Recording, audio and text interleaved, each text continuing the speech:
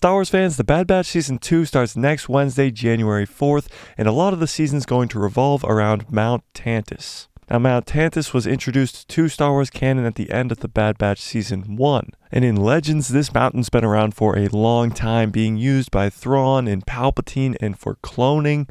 So what is Mount Tantus and how is it going to change the Star Wars canon forever?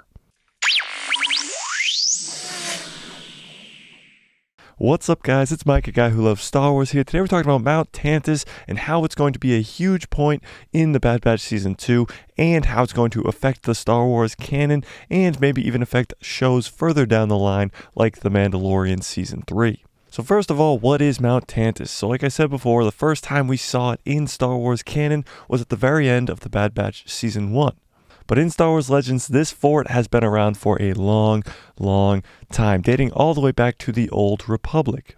But around the time of the Empire, Palpatine uses it as a storage unit, putting in objects of unspeakable evils.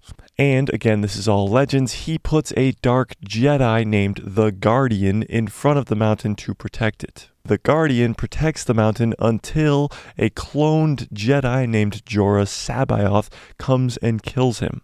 And after the death of Palpatine in Legends, Thrawn becomes the new big bad, and he comes to Mount Tantus and makes it a cloning facility, creating his own clone army, but also creating a clone version of Luke Skywalker named Luke Skywalker. And in Legends, Mount Tantus is finally destroyed after all the heroes like Han Solo, Leia, Lando, Luke Skywalker, and even this Legends character named Mara Jade defeat Thrawn and his clone army and actually kill Jorah Sabaoth and Luke Skywalker and destroy Mount Tantus once and for all. But that is all Legends, so forget everything I just told you because none of it's really true. But some of it could be true. Now we know that Palpatine hasn't really been using it as storage because this is still the time of the Empire, the early time of the Empire during the Bad Batch Season 2, and he is already using it as a cloning facility. Because at the end of the Bad Batch in Star Wars canon, because the Bad Batch is Star Wars canon, you have the cloners from Kamino coming to Mount Tantus because Kamino, of course, we saw get destroyed at the end of the Bad Batch Season 1. So now, in the Star Wars canon, Palpatine is using Mount Tantus as a cloning facility. And as of right now, there is no dark Jedi named the Guardian protecting the mountain, and so far, no Jorah Sabaoth, who is a cloned Jedi, and so far, no Luke Skywalker, a cloned version of Luke Skywalker. But there is one huge character that most Star Wars fans love right now that wasn't in those Star Wars Legends, and that is Grogu. And one of the unanswered questions about Grogu is where was he from the time of Order 66 up until the beginning of The Mandalorian Season 1? Because we saw in the Book of Boba Fett that Grogu was at the temple during Order 66. So who saved him? Or was he captured by Palpatine, brought to Mount Tantus, and tortured, and they took his blood and tried to clone him? We don't know where and what is happening to Grogu at this time.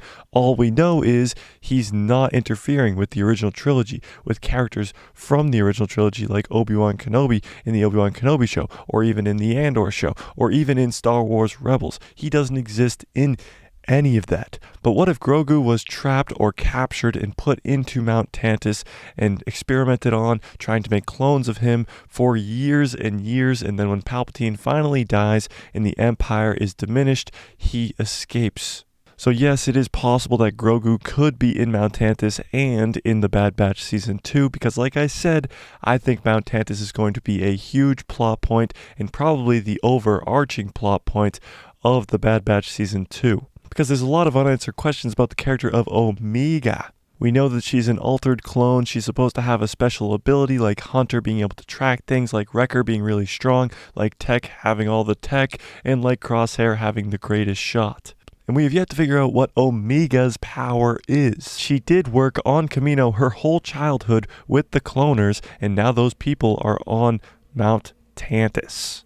There could also be other Jedi survivors from Order 66 brought to Mount Tantus. Maybe they're trying to clone a Force-sensitive being. Maybe Palpatine is trying to create Snoke or create a clone of himself. There is a lot of unanswered questions about Mount Tantus, but I think going into the Bad Batch Season 2, we're going to get a lot of answers, and I think that it could change the Star Wars canon forever, because again, Palpatine might be cloning Force sensitives in there, like Snoke, or a clone for himself, or even working on Grogu. And maybe somehow Grogu will relay that information to Din Djarin, and they will find their way in The Mandalorian Season 3 back to Mount Tantus, and maybe run into a Jorah Sabaoth or a Luke Skywalker, a cloned version of Luke Skywalker. Tell me in the comments what you think is going to happen with Mount Tantus in the Bad Batch Season 2. You think Grogu will be there? Do you think other Order 66 surviving Jedi will be there? Do you think we'll finally get a canon Jorah Sabaoth, or maybe even an evil version of Luke Skywalker named Luke Skywalker? Tell me in the comments below. Smash like if you like this video, hit subscribe, and hit that bell so you get notified every time I post a video, and my pretty face will show up in the recommended feed of yours. Like I said at the top of the video, the Bad Batch starts next Wednesday, January 4th. So let's get extremely hyped for it, because I can't wait for this show. I think it's going to be a whole lot better than the first season, and I think it's going to, again, change the Star Wars canon forever. So hit that subscribe, stick around, and may the Force be with you always.